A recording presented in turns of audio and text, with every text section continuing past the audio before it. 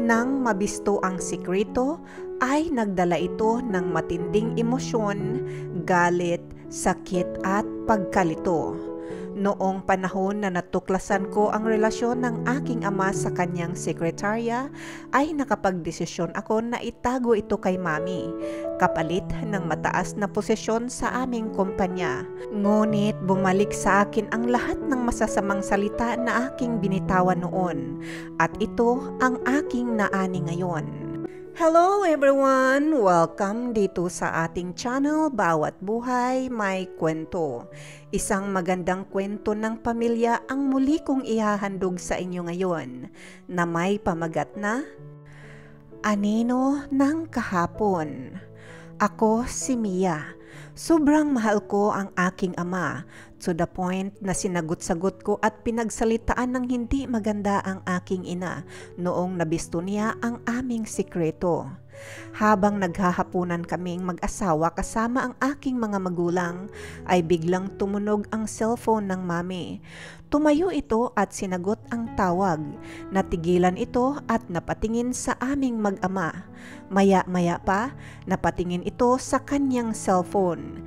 Kitang-kita ko ang panglupaypay na halatang nanginginig ang kanyang mga kamay, na tila ba nang lalambot ang kanyang mga tuhod. Biglang napatayo ang daddy para alalayan siyang umupo, ngunit isang mabigat na sampal ang dumapo sa mukha ng daddy ko. "Joaquin, ano ito?" Tanong ng mami, sabay harap ng cellphone kay daddy, na halos maidikit na nga ang cellphone sa pisngi ng daddy ko. Kaya bigla na rin akong napatayo noong makita kong nabato na ang daddy sa kanyang kinatatayuan. "Mom!" sabat ko. Napatingin ang mami sa akin. Napaupo ako ulit noong magtama ang aming mga paningin. Hindi ko mawari ang aking naramdaman noong makita ko ang mga luhang umaago sa mga mata ng aking ina. "Sumagot ka, Joaquin. Anong ibig sabihin ito? Sino ang babaeng ito? Gaano mo na ba katagal akong niloloko?" "Karina, walang ibig sabihin ang litratong yan." "Walang ibig sabihin? Nasa kama kayong dalawa at magkayakap. Ngayon sabihin mo pa sa akin na walang ibig sabihin?" "Mom, kalma ka lang, pwede? Bakit kailangan mong umakto ng ganyan? 20 years naman kayong kasal ng daddy. Baka pwede naman palampasin mo na lang to." "Mia, naririnig mo ba ang sinasabi mo, anak? Ito tingnan mo. Saka mo sabihin sa akin na palampasin ko na lang." Hindi ko kayang tingnan ang litrato, ngunit binagyan ko pa rin ng lusot ang daddy ko. "Baka naman kasi may pagkukulang ka, kaya nagawa ng daddy yan." "Anong pagkukulang? Kulang pa ba na ialay ko ang buong buhay ko sa inyong dalawa? Iniwan ko ang aking karera para mapaayos ko kayong maalagaan. Dapat kasi noong lumaki na ako, bumalik ka na sa kumpanya para tulungan ng daddy. Lalo noong nag-asawa na ako, wala ka namang ibang ginagawa dito sa bahay. Tapos, maiinggit ka dito kay..." Hindi ko na natapos ang aking sasabihin noong magtama muli ang aming paningin. "Lil, kilala mo ba ang babaeng ito? Alam mo ang kanilang relasyon?" Tama na yan. Tinutulungan lamang ako ni Lilian. Naiintindihan niya ako sa pamamalakad ko sa kumpanya. Magaan siyang kausap, hindi katulad mo na. Tulad nito, nag-hysterical ka kaagad. Hindi kaya dapat magpasalamat ka na lang dahil nakatira ka dito na para bang reyna? Walang ginagawa, walang sakit ng ulo kung paano panatilihing nasa taas ang kumpanya. Kahit andito lang ako sa bahay, ay malaki ang role ko kung bakit patuloy ang paglago ng kumpanya natin. Ako lang ang nagpapalago ng kumpanya na yan, kaya wag kang makanatin dahil simula nang naikasal tayo, naging housewife ka na lang. Wala ka nang naging ambag sa kumpanya ko. Dahil sa sinabing iyon ng daddy, napatingin ang mami sa akin na tila ba humihingi ng saklolo. Ako naman, imbis na kampihan ang mami, ay nagsalita pa sa kanya. "Alam mo, ma'am, kung ako sa'yo, mag-shopping ka na lang. Mag-shopping ka ng mag-shopping at mag-travel. Kisa naman pakialaman mo pa ang ginagawa ng daddy. Ang importante, hindi ka niya ginugutom at higit sa lahat, may access ka sa pirang pinaghirapan niya. Dapat ba ganun lamang ang gagawin ko, anak? Matanong nga kita, Mia, kung sa'yo nangyari ito, kung itong asawa mo ang nahulihan mo ng may kasamang ibang babae sa kama, kakalma ka lang ba? Magsa-shopping at magta-travel ka lang ba? Hindi mo ba siya sisitahin? O tatanungin mo ba ang iyong sarili kung saan ka nagkulang? Kung nagkukulang ka nga, sapat ba ang pagkukulang para saktan at ipagpalit ka sa iba? Karina, ano naman ang gusto mong sabihin ko sa'yo? Bahala ka nga kung ano ang gusto mong paniwalaan. Basta ako, wala akong ginagawang masama. Sabi ng daddy, ang akala ko ay tatahimik na lamang ang mami at hahayaan na lamang ang daddy sa kanyang ginagawa. Ngunit nagulat ako sa pinakawalan niyang salita. Okay, Joaquin, pakakawalan kita. Aalis ako sa bahay na ito. Antayin mo na lamang ang divorce letter from my lawyer. Kalmadong sabi ng mami ko, Mom, bakit naman kailangan mong umalis? Bakit kailangan mag-divorce? Anong gusto mong gawin ko, Mia? Magmumukmok at iiyak sa isang sulok? No, I'm sorry. Hindi mangyayari ang gusto mo. 20 years ang nasayang na panahon sa buhay ko dahil inalay ko ito sa inyong mag-ama ng buong katapatan. Dahil sa ginawang ito ng daddy mo at sa pangungonsinti mo, bahala na kayo sa mga buhay ninyo at bahala na rin ako sa buhay ko. Pagkasabing iyon ni mami ay nagtungo na ito sa kwarto nila ni daddy at nag-impake. Dad, hindi mo ba pipigilan ang mami? Hayaan mo siya. Babalik din yan, wala naman siyang ibang pupuntahan. Paano kung tututuhanin ng mami at hinding-hindi na siya babalik sa atin? Paano kung malaman ng mga kakilala natin? Nakakahiya. Mia, relax ka nga dyan. Katulad nga ng sinasabi ko, wala namang ibang pupuntahan niyang nanay mo. Hindi yan magtatagal, babalik yan dito. Nasa pagtatalo kami ng daddy ko noong marinig namin ang sasakyan na pumarada sa harapan ng aming tahanan. Tumawag pala ng Uber ang mami. Hindi nagtagal ay nakita kong bumababa ang mami sa hagdanan. Hila-hila ang dalawang malalaking traveling bag na blanko ang ekspresyon ng kanyang mukha. Diretso rin ang tingin niya sa aming mag-ama. Maya-maya pa ay nilipat nito ang kanyang paningin sa aking asawa.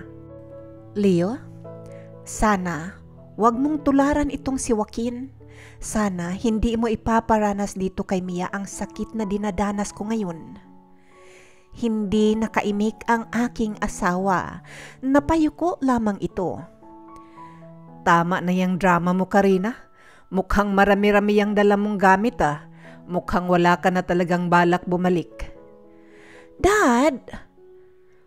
Huwag kang mag-alala, Joaquin. Wala na talaga akong balak na balikan kayong mag-ama. Kapag lumabas ka sa pintuang yan, ay ituturing kong patay ka na. Kinilabutan ako sa sinabing iyon ng daddy ko. Dad, paano mo ba yan nasabi sa mami? Mia, bukas ang pintuan kung gusto mong sumama dyan sa ina mo. Napalunok ako ng laway dahil sa sinabing iyon ng daddy ko. Paano ako sasama kay mami? Ayoko yatang maghirap. Kaya ko nga itinago ang kalukuhan niya dahil sa kanyang pangakong posisyon sa kanyang kumpanya. Kaya hindi na ako umiyak pa. Joaquin, alam kong wala kang problemang ituring akong patay. Dahil kani-kanina lang, pinatay mo na itong puso ko para sa'yo. Nakangiting sabi ng mami. Pagkatapos ay ibinato niya sa akin ang kanyang paningin. Noong nagtama ang aming mga mata ay nakaramdam ako ng kung may anong takot ang bumalot sa aking pagkatao. Biglang nang lambot ang aking mga tuhod. At sa'yo naman, Mia, bilang iyong ina, dalangin ko na wag gawin ng anak mo sa'yo itong ginagawa mo sa akin. At sana, hindi mo maranasang lukuhin itong asawa mo. Sabi ng mami na may kasamang ngising aso sa talikod. Noong maisara niya na ang pintuan, ay doon ko naramdaman ang grabing takot na bumalot sa aking katawan dahil sa salitang kanyang binitawan. Simula noong araw na iyon, ay nag-iba na rin ang takbo ng buhay namin ng daddy. Wala na siyang panahon sa akin dahil akupado na siya ng kanyang babae. Wala pang 1 taon pagkatapos mapawalan ang bisa ng kasal ng aking mga magulang ay pinakasalan na ng daddy ko si Lilian. Isang araw. Oh, may bisita tayo ah. Nakataas ang kilay na tanong ni Lilian sa daddy ko. Bakit? Masama ba magpunta dito? Bahay ko rin naman ito ha. Wow, spoiled talaga ha. Hoy, ako na ang Rina ng sinasabi mong bahay mo kaya dapat magpaalam ko muna sa akin sa tuwing nagbabala ka tumuntong dito sa bahay ko. Tumigil na nga kayong dalawa. Hindi na ba kayo magkakasundo? Naririndi na ako sa inyo ah. Sigaw ng daddy. Ako? Tumahimik na, ngunit si Lilian ay hindi tumitigil. Joaquin, okay lang naman sa akin na magtrabaho siya sa ating kumpanya.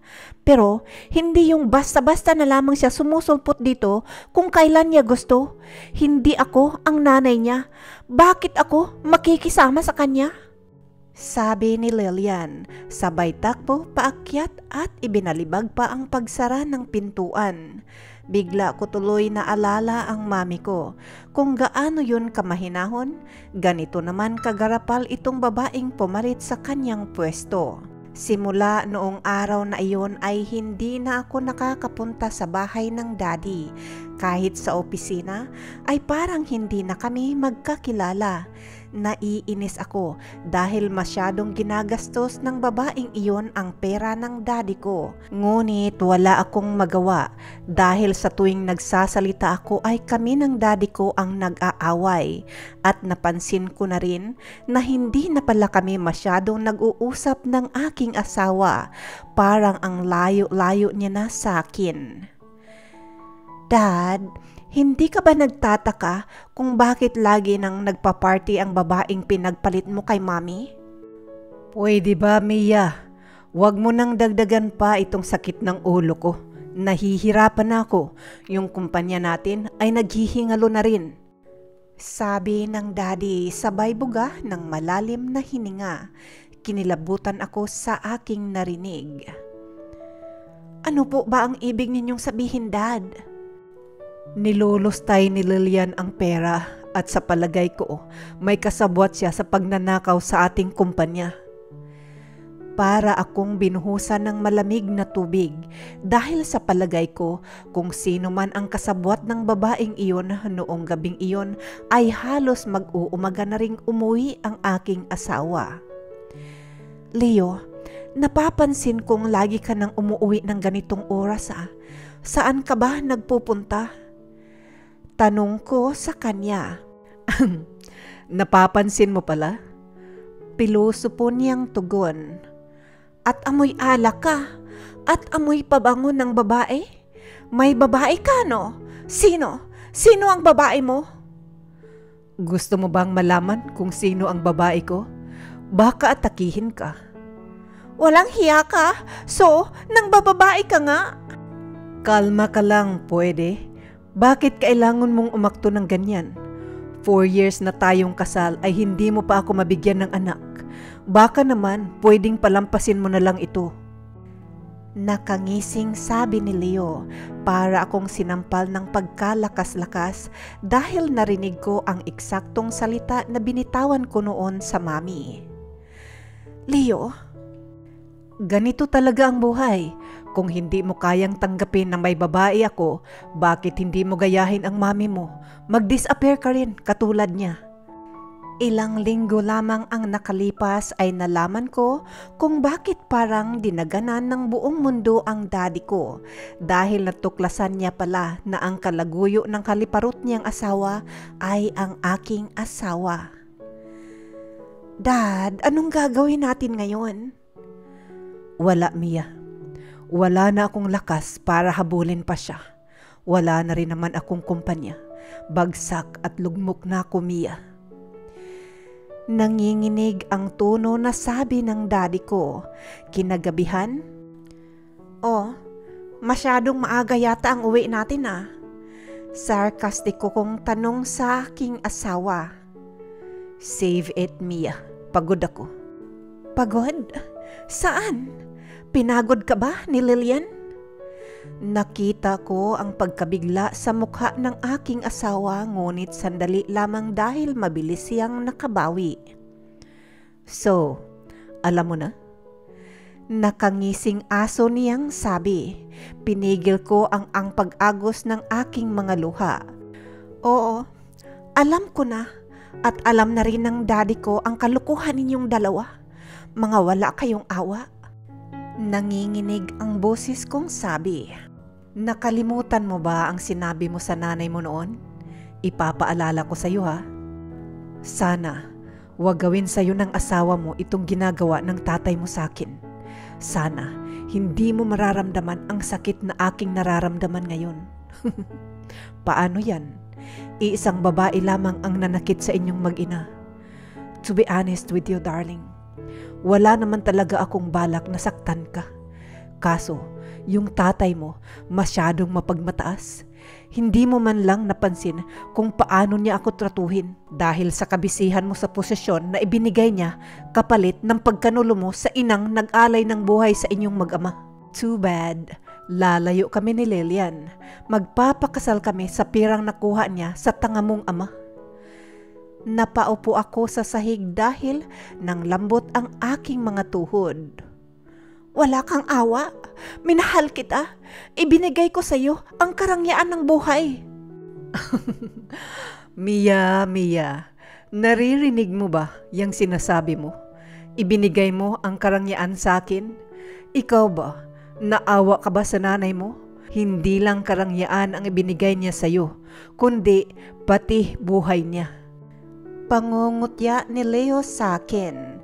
Iba pala talaga gumanti ang pagkakataon dahil lahat ng sinabi ko ay may katumbas at matindi pa ang mga sinasabi sa akin ni Leo.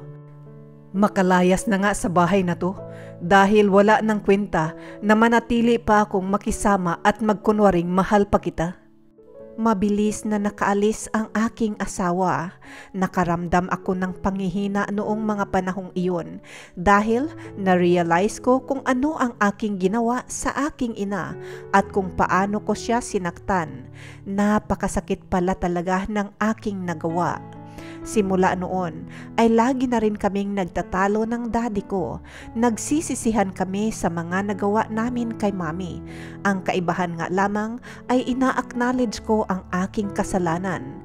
Samantalang ang daddy ay walang remorse sa kanyang mga nagawa o ayaw lang talaga niya aminin sa kanyang sarili na palaki ang kanyang pagkakamali. Mayabang pa rin talaga kung makaasta, gayong wala nang maibubuga. Bakit hindi po natin hanapin ang mami nang makahingi po tayo ng tawad sa kanya? Napangiting aso ang aking ama. Para ano? Ipahiya ang mga sarili natin. Sa palagay mo, maayos ang buhay niya ngayon? At kung sakaling ngang maayos ang kanyang kalagayan ngayon, sa palagay mo ba, patatawarin tayo noon? Mataas ang iri ng nanay mo, Mia, kaya kalimutan mo na siya. Dad, baka nakalimutan mong nabaliwala ko ang mami ko nang dahil sa'yo. No, Mia. Pinili mong kalimutan ang mami mo dahil sa ambisyon mo. Pinagpalit mo siya dahil sa posisyon na hinahangad mo. Muli, bumalik sa akin ang lahat ng aking mga nagawa sa aking ina. Pakiramdam ko ay ako lang ang nakakatanggap ng parusa sa kasalanang ginawa naming mag-ama. Pagka-uwi ko ay binuksan ko kaagad ang aking laptop. Nakakahiya man pero nakapagdesisyon akong hanapin ang aking ina. Nararamdaman ko ang panginginig ng aking mga daliri habang tinatype ko ang pangalan ng mami. Hindi naman ako nabigo dahil nakita ko kaagad ang kanyang mga litrato. Grabe, ang lakas ng kabog ng aking dibdib dahil ibang-iba na ang kanyang anyo. Very sophisticated, na para bang isang CEO ng isang malaking kumpanya. Tiningnan ko kaagad ang kanyang buong profile. Nakita at nalaman ko kung saan siya nagtatrabaho. Hindi na ako nagsaya pa ng panahon. Kinabukasan ay tinungo ko kaagad ang building kung saan naka-address ang mami ko. Nanginginig ang aking buong katawan habang papalapit ako sa front desk. Yes, how may I help you? Magalang na bungad ng babae. I'm here to see Miss Karina Mitchell. Nauutal kong sabi. May appointment ka ba? Wala po, pakisabi na lang po, ako si Mia. Kilala niya po ako. Noong mga sandaling iyon ay para akong masusuka sa kaba. Naalala ko kasi ang sinabi ng mami noong paalis na siya na hindi niya na ako anak. Nagbabakasakali lang talaga ako na papatawarin niya ako dahil sa likod ng aking utak, wala namang ina ang makakalimot at makatitiis sa kanyang anak. Naalimpungatan ako sa aking pagmuni-muni noong magsalita ang front desk personnel. Ma'am, punta na lamang po kayo doon sa 35th floor. Gamitin niyo po yung elevator doon sa bandang kanan. Diretso po iyon sa kanyang opisina. Grabe ang kaba ko habang tumatakbo ang elevator patungong 35th floor. Pagbukas ng pintuan ng elevator, nakita ko kaagad ang pangalan ng mami sa gilid ng pintuan. Pakiramdam ko ay nasiminto ang aking mga paa.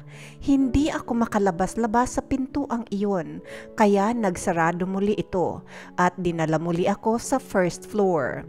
Muli kong pinindot ang button paakyat. Hinila ko ang aking mga paa palabas noong muling magbukas ang pintuan ng elevator at sa sobrang lamig ng aking mga kamay noong kumatok ako sa pintuan. Come on in! Napaluha ako noong marinig ko ang tinig na paanyaya ni Mami. Doon ko lamang napagtanto na sobrang namiss ko pala ang kanyang boses. Dahan-dahan kong binuksan ang pintuan ng kanyang opisina. Pagkatapos ng mahabang panahon ay muling nagtama ang aming mga paningin. Muli akong nabato sa kanyang harapan. Grabe, napakaganda na talaga ng mami ko. Kamusta, Mia? Tanong niya sa akin. Oh, okay naman po. Nabubulol kong tugon. Bakit mo naisipang makipagkita sa akin after 4 years? Dahil sa tanong na iyon ng mami ko, pakiramdam ko ay umurong ang aking dila. Walang salita ang nais na lumabas. Mia, anong hangin ang nagdala sa'yo dito sa kumpanya ko? Parang kampanang umalingaw-ngaw sa aking pangdinig ang binitiwang salita ng mami. Kumpanya ko, siya pala ang nagmamay-ari ng isang napakagandang kumpanya. Patawad po, ma'am. Patawarin niyo po ako, nagkamali po ako. Bukod po sa itinago ko sa iyo ang pangloloko ng daddy ay kinampihan ko pa siya noong mabuking mo. Binulag po ako ng aking ambisyon. Masyado po ako naging makasarili. Nakayuko kong sabi. Mia, andito ka ba talaga dahil sa nagsisisi ka sa ginawa mo sa akin? O andito ka dahil nawala na ang lahat sa inyong mag-ama? Napatingin ako kay mami. Oo, nawala talaga ang lahat sa amin ng daddy. Pero totoo naman talaga nagsisisi ako. Bigla kong naisip, paano niya kaya nalaman na nawala na ang lahat sa amin? Mia, hindi ako kasing sama ninyong mag-ama. Pero naisip ko lang, hindi kaya minabuti mong lumapit sa akin dahil wala ka nang makukuha sa kanya? Sa totoo lang, hindi na ako galit sa inyo at diba sabi ko noon na bahala na kayo sa buhay ninyo at bahala na rin ako sa buhay ko? Ma'am, please patawarin niyo na po ako. Wala na po si Leo, iniwan niya na po ako. Sumama siya sa babae ni daddy at ang kumpanya wala na rin. Alam ko, Nang laki ang aking mga mata dahil sa kalmadong sagot na iyon ng mami. Paano niyo po nalaman? Marami akong alam, Mia, na hindi mo alam. Ni hindi nga rin alam ng iyong ama. Masyado ninyo akong minaliit. Pero huwag kang mag-alala. Hindi ako katulad ninyong dalawa. Dahil hindi ako mapagmalaki. Mom, patawarin niyo na po ako. Wala na po akong kakampi. Si Daddy ay lugmok na rin dahil wala na sa kanya ang pinagyayabang niyang kumpanya. Mahirap talaga ang mayabang at kapag masyadong mataas ang tingin mo sa iyong sarili ay tiyak masakit kapag ikaw ay bumagsak. Malamang ay hindi ka na nga makatayo pa dahil sa sobrang sakit, lalo na kapag nagkalasog-lasog ang iyong mga buto. Tagos rin sa aking mga buto ang binitiwang salita ng mami ko. Ang dating pagmamahal niya sa akin ay hindi ko na ito makikita sa kanyang mga mata. Tuluyan niya na akong binasura at tuluyan niya na nga akong inalis sa kanyang puso. O siya, pwede ka nang umalis at please lang wag mong ipagsasabi na anak kita. Pakiramdam ko ay isang matalas na kutsilyo ang tumarak sa aking puso dahil sa pakiusap niyang wag kong ipagsasabi na anak niya ako. Hindi ko po sinabi kanina na anak niyo po ako. Good, pwede ka nang umalis. Pagkasabing iyon ni Mami ay umupo na ito at pinaikot ang kanyang upuan upang humarap sa kanyang computer. Dahan-dahan akong lumakad pabalik sa elevator.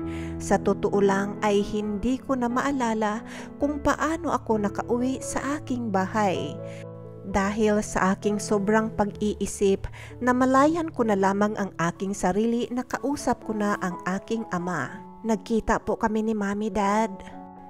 Nagulat yata ang aking ama sa kanyang narinig.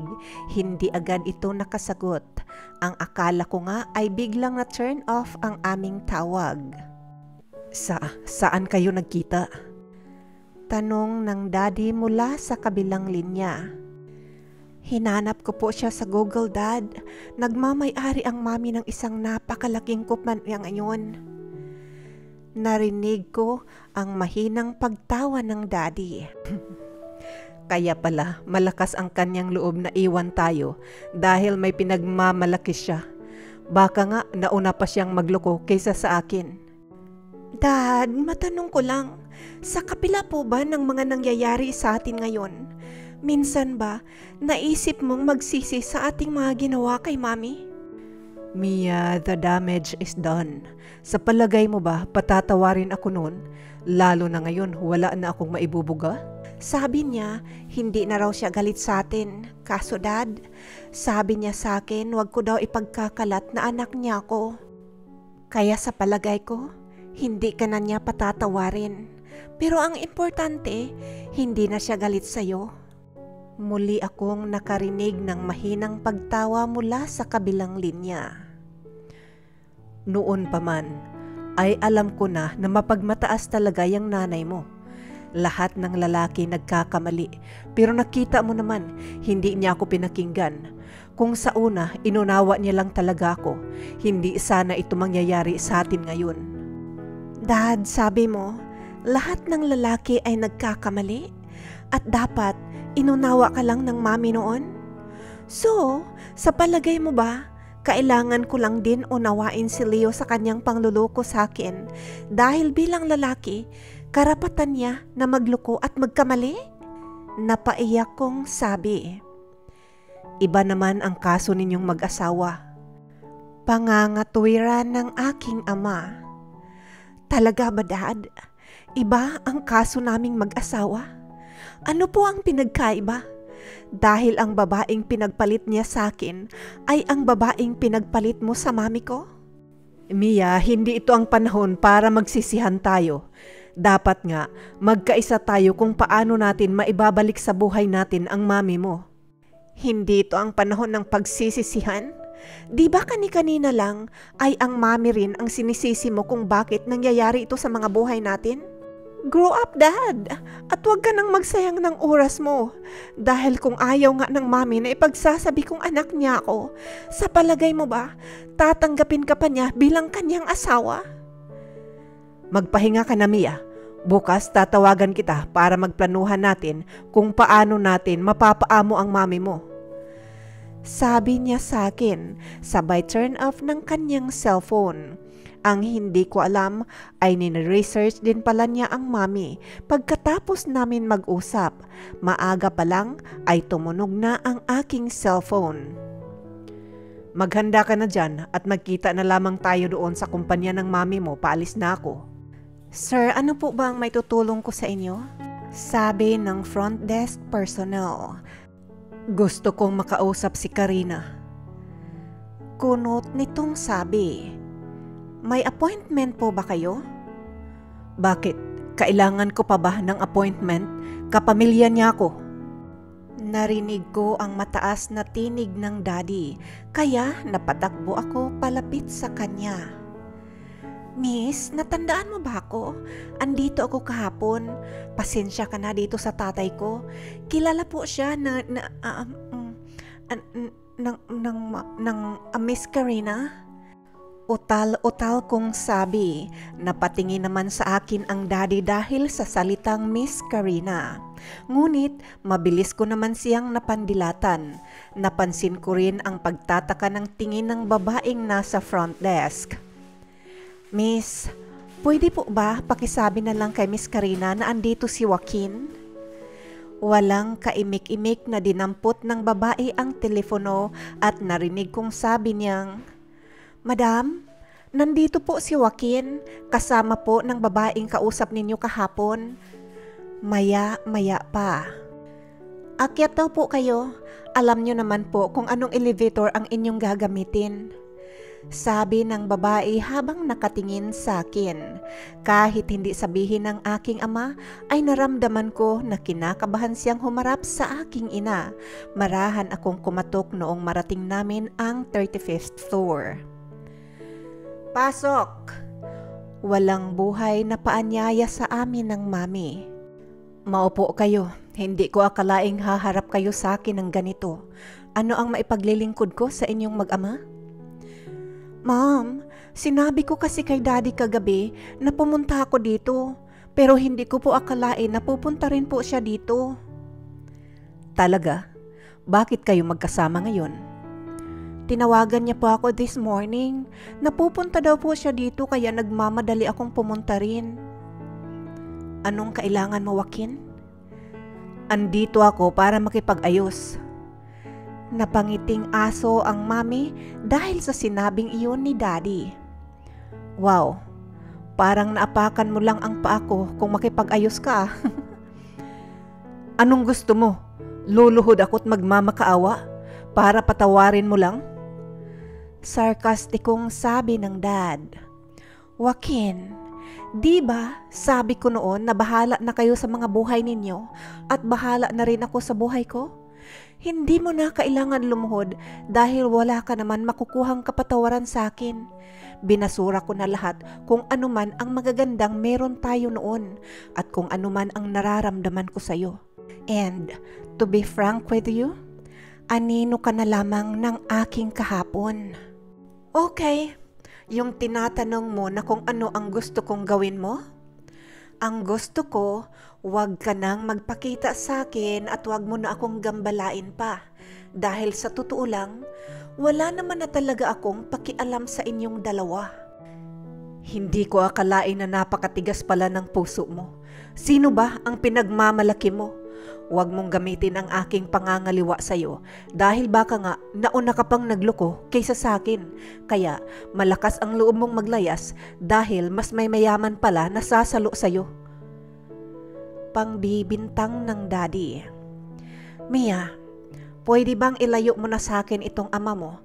Ayokong tawagin ang aking mga tauhan para ipatapon pa kayo sa labas. At dahil mukhang hindi naman yan ay iintindihan, pwede ba pakiulit-ulit sa kanya na wag na siyang magpapakita pa sa akin ha? Dahil hindi ako magdadalawang isip na ipadadampot yan sa mga kapulisan kapag bumalik pa dito. Ang yabang mo na. 20 years kang nagpapakasasa sa aking yaman. 20 years kang nagbuhay, Reyna. Tapos ngayon, na ako na ang wala, babaliwain mo na rin at ipakukulong pa? Tandaan mo, nabilog ang mundo, babagsak ka rin gaya ko. Joaquin, lahat na nagkaroon ka ay dahil sa akin. Pinakuusapan ko lahat ang aking malalapit na kaibigan para mag-invest sa negosyo mo. At alam mo kung sino ang bumili ng kumpanyang pinabagsak ng babaeng pinagpalit mo sa akin? Dahil sa tinura na iyon ng mami ay nagkatinginan kami ng daddy. Oo, ako ang nagmamay-ari ngayon ng kumpanyang pinagyayabang mo sa akin noon. Nakita ko ang panglalambot ng daddy noong marinig niya ang sinasabi ng mami, kaya inalalayan ko ito. Umalis na kayo at huwag na kayong magpakita pa sa akin. Mom, please, parang awa niyo na po sa akin. Wala na po akong ibang mapupuntahan. Okay, kung ganyan ba naman makikiusap ng maayos, pwede kang magtrabaho doon sa dating kumpanya ng daddy mo. Punta ka doon, sabihin mo sa HR na pinapupunta kita. Pero ikaw, Joaquin, magpasensya ka na dahil wala akong maiitulong sa'yo. Muling umupo ang mami at muling humarap sa kanyang computer. Walang kaimik-imik ang daddy ko hanggang sa makauwi ito sa kanyang tahanan. Umuwi ka na, Mia. Huwag mo na akong intindihin. Pwede ba, Dad? Magpakalalaki ka nga. Hindi lang naman nakikita ang pagkalalaki sa kanyang pangbababae. Patunayan mo nga sa sarili mo na kaya mong tumayo kahit walang tulong ng mami. Kung alam ko nga lang na ang mami mo ang dahilan kung bakit naging matatag ang ating kumpanya noon. Tanong ko sa kanya, Mia, kung alam mo bang siya ang nagpayaman sa atin, igagalang mo ba siya? Kakampihan mo ba siya? Hindi mo ba ako tatakpan sa aking kalukuhan? Natamimi ako sa balik na tanong ng daddy sa akin. Kinabukasan ay kinakapalan ko ang aking pagmumukha. Nagpunta ako sa HR. Dahil nga kilala naman niya ako ay binigyan niya ako ng secretarial position. Walang tinanggal sa trabahante ang mami. At maayos rin ang kanilang pakikitungo sa akin. Sa palagay ko ay hindi sinabi ng mami sa management ang pangwalang hiya ko sa kanya. Dahil sa pagkakataong ibinigay ng mami sa akin, ay pinagsikapan at ginalingan ko ang aking trabaho. Sa ngayon, ay isa na akong COO sa kumpanya ng aking ina at inaamin kong hindi niya pa rin ako kinakausap masyado. Pero the fact na binigyan niya ako ng ganitong posisyon, sa palagay ko ay napatawad niya na ako. Si Leo ay humingi rin sa akin ng tawad na pinatawad ko naman, pero hindi na ako napagbalikan pa sa kanya. Ang daddy ko ay nagtayo ng kanyang sariling auto shop sa tulong ko. Hindi na rin niya ginambala pa ang mami after noong first attempt. I am genuinely happy to see my mom's happy. Ako naman ay masaya na rin kahit nga hindi niya naman ako masyadong kinakausap. At least, lucky ko siyang nakikita. Taos-puso akong nagsisisi sa aking mga nagawa sa mami ko. Malamang nga ay dadalhin ko ang guilt feelings na ito hanggang sa kabilang buhay. Sana po ay manatutunan kayo sa kwento nitong aking buhay.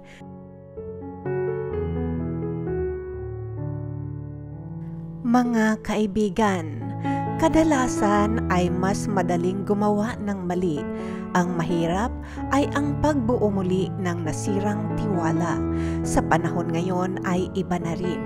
Hindi na natin pwedeng sabihin na walang magulang na nakakatiis sa anak dahil marami din naman ang mga anak na kayang-kayang bastusin at talikuran ang kanilang mga magulang. Sa aking experience ay lagi kong sinasabi, ngayon na okay ka na, dapat ba ay okay na rin ako? Hindi na kasi uso yan ngayon. Yun bang kakausapin mo lang ako dahil kailangan mo ko? Dahil kung kaya mo akong tiisin, malamang kaya ko rin. Kung kailangan mo ko, baka hindi kita kakailanganin. Kaya dapat pag-isipan natin ng mabuti ang bawat aksyon natin. Makakasakit ba tayo ng damdamin ng ating kapwa o sasaktan lamang natin ang ating sarili? Mga kaibigan, muli po akong nagpapasalamat sa inyong suporta. Doon po sa mga hindi ko pa subscribers, please subscribe na po kayo, like at share. Pakihit na rin po ang bell button para maging updated po kayo sa ating mga new uploads. Tandaan po natin na bawat buhay may kwento. Maraming salamat po ulit at paalam.